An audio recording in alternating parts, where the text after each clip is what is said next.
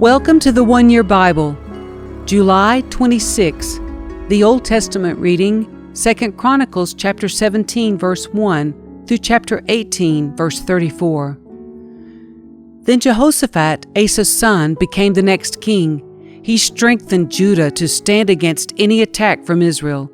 He stationed troops in all the fortified towns of Judah, and he assigned additional garrisons to the land of Judah and to the towns of Ephraim that his father Asa had captured. The Lord was with Jehoshaphat because he followed the example of his father's early years and did not worship the images of Baal. He sought his father's God and obeyed his commands instead of following the evil practices of the kingdom of Israel.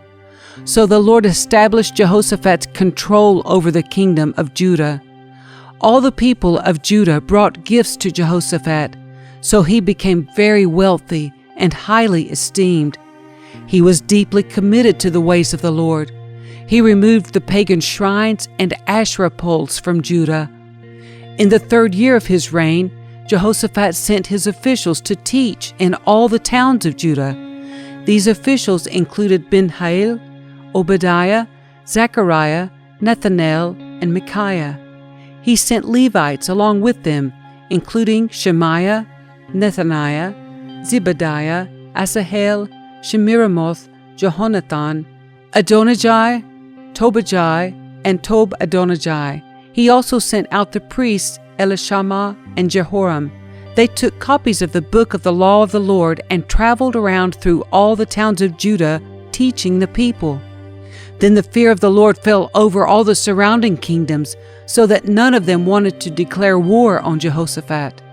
Some of the Philistines brought him gifts and silver as tribute, and the Arabs brought 7,700 rams and 7,700 male goats.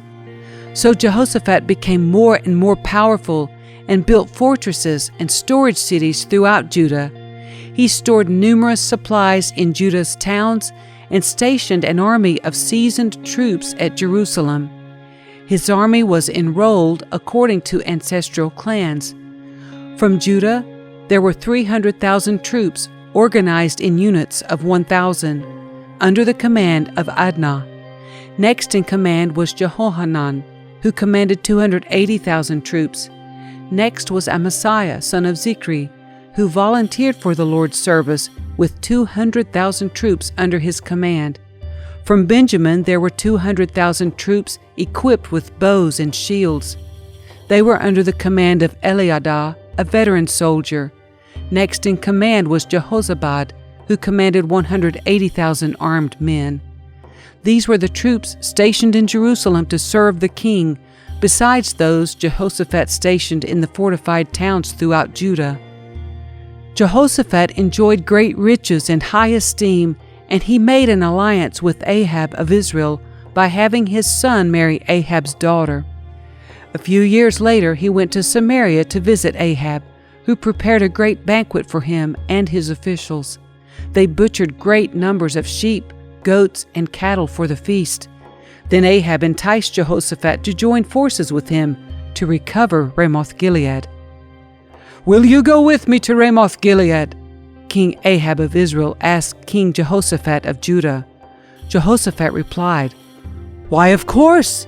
You and I are as one, and my troops are your troops.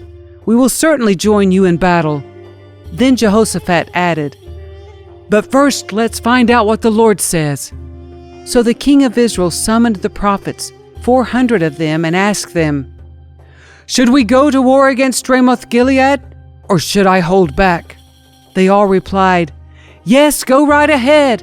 God will give the king victory." But Jehoshaphat asked, "Is there not also a prophet of the Lord here? We should ask him the same question." The king of Israel replied to Jehoshaphat, "There is one more man who could consult the Lord for us, but I hate him. He never prophesies anything but trouble for me. His name is Micaiah, son of Imlah." Jehoshaphat replied, "That's not the way a king should talk. Let's hear what he has to say." So the king of Israel called one of his officials and said, "Quick, bring Micaiah son of Imlah." King Ahab of Israel and King Jehoshaphat of Judah, dressed in their royal robes, were sitting on thrones at the threshing floor near the gate of Samaria. All of Ahab's prophets were prophesying there in front of them. One of them, Zedekiah son of Kenaniah, made some iron horns and proclaimed, "This is what the Lord says, with these horns you will gore the Arameans to death."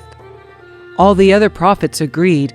"Yes," they said, "go up to Ramoth Gilead and be victorious, for the Lord will give the king victory." Meanwhile, the messenger who went to get Micaiah said to him, "Look, all the prophets are promising victory for the king. Be sure that you agree with them and promise success."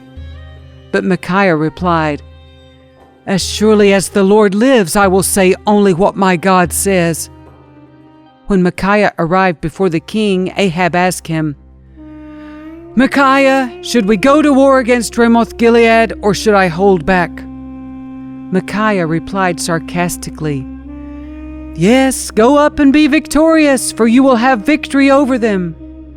But the king replied sharply, "How many times must I demand that you speak only the truth to me when you speak for the Lord?"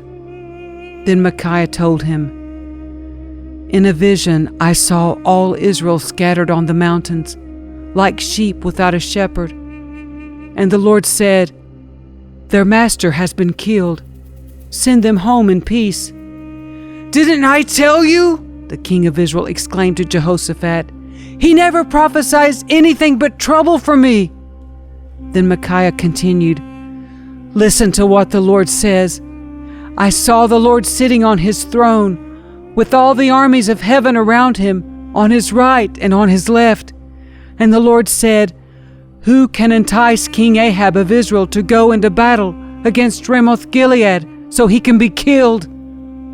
There were many suggestions, and finally a spirit approached the Lord and said, 'I can do it.' 'How will you do this?' the Lord asked. And the spirit replied, 'I will go out and inspire all of Ahab's prophets to speak lies.' 'You will succeed,' said the Lord. 'Go ahead and do it.' So you see, the Lord has put a lying spirit in the mouths of your prophets, for the Lord has pronounced your doom." Then Zedekiah son of Kenaniah walked up to Micaiah and slapped him across the face. "Since when did the Spirit of the Lord leave me to speak to you?" he demanded. And Micaiah replied, "You will find out soon enough when you are trying to hide in some secret room." "Arrest him!" the king of Israel ordered. "Take him back to Ammon, the governor of the city, and to my son Joash. Give them this order from the king: Put this man in prison and feed him nothing but bread and water until I return safely from the battle." But Micaiah replied, "If you return safely, it will mean that the Lord has not spoken through me." Then he added to those standing around, "Everyone mark my words." So King Ahab of Israel and King Jehoshaphat of Judah led their armies against Ramoth Gilead. The king of Israel said to Jehoshaphat, "As we go into battle, I will disguise myself so no one will recognize me, but you wear your royal robes." So the king of Israel disguised himself, and they went into battle. Meanwhile, the king of Aram had issued these orders to his chariot commanders: "Attack only the king of Israel. Don't bother with anyone else." So when the Aramean chariot commanders saw Jehoshaphat in his royal robes, they went after him. "There is the king of Israel!" they shouted. But Jehoshaphat called out, and the Lord saved him. God helped him by turning the attackers away from him. As soon as the chariot commanders realized he was not the king of Israel, they stopped chasing him. An Aramean soldier, however, randomly shot an arrow at the Israelite troops and hit the king of Israel between the joints of his armor. "Turn the horses and get me out of here!" Ahab groaned to the driver of the chariot. "I'm badly wounded." The battle raged all that day, and the king of Israel propped himself up in his chariot facing the Arameans. In the evening, just as the sun was setting, he died.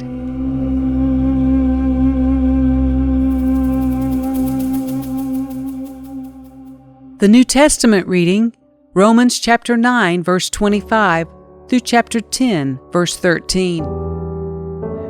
Concerning the Gentiles, God says in the prophecy of Hosea, "Those who were not my people, I will now call my people, and I will love those whom I did not love before." And then at the place where they were told, "You are not my people," there they will be called children of the living God. And concerning Israel, Isaiah the prophet cried out, "Though the people of Israel are as numerous as the sand of the seashore, only a remnant will be saved. For the Lord will carry out his sentence upon the earth quickly and with finality." And Isaiah said the same thing in another place, "If the Lord of heaven's armies had not spared a few of our children, we would have been wiped out like Sodom, destroyed like Gomorrah." What does all this mean? Even though the Gentiles were not trying to follow God's standards, they were made right with God, and it was by faith that this took place. But the people of Israel, who tried so hard to get right with God by keeping the law, never succeeded. Why not? Because they were trying to get right with God by keeping the law instead of by trusting in Him.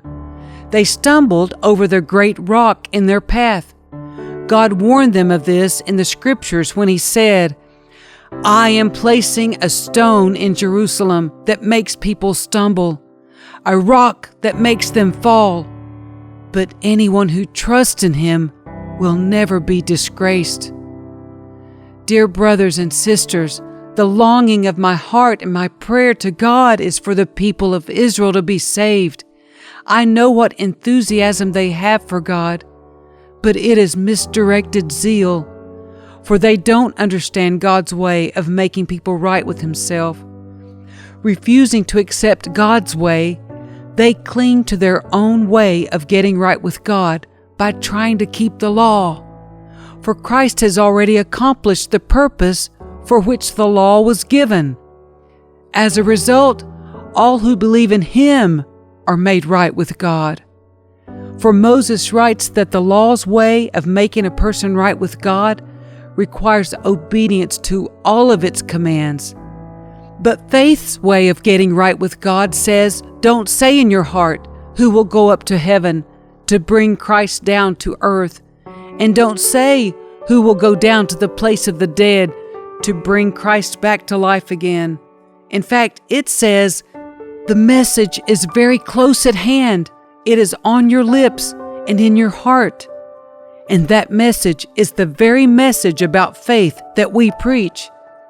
If you openly declare that Jesus is Lord and believe in your heart that God raised Him from the dead, you will be saved. For it is by believing in your heart that you are made right with God, and it is by openly declaring your faith that you are saved. As the Scriptures tell us, anyone who trusts in Him will never be disgraced. Jew and Gentile are the same in this respect. They have the same Lord, who gives generously to all who call on Him. For everyone who calls on the name of the Lord will be saved. Psalm 20, verses 1 through 9. In times of trouble, may the Lord answer your cry. May the name of the God of Jacob keep you safe from all harm. May He send you help from His sanctuary and strengthen you from Jerusalem. May He remember all your gifts and look favorably on your burnt offerings. May He grant your heart's desires and make all your plans succeed. May we shout for joy when we hear of your victory and raise a victory banner in the name of our God. May the Lord answer all your prayers. Now I know that the Lord rescues His anointed King. He will answer him from His holy heaven and rescue him by his great power. Some nations boast of their chariots and horses, but we boast in the name of the Lord our God. Those nations will fall down and collapse, but we will rise up and stand firm. Give victory to our King, O Lord. Answer our cry for help. Proverbs 20, verses 2 and 3. The king's fury is like a lion's roar. To rouse his anger is to risk your life. Avoiding a fight is a mark of honor. Only fools insist on quarreling.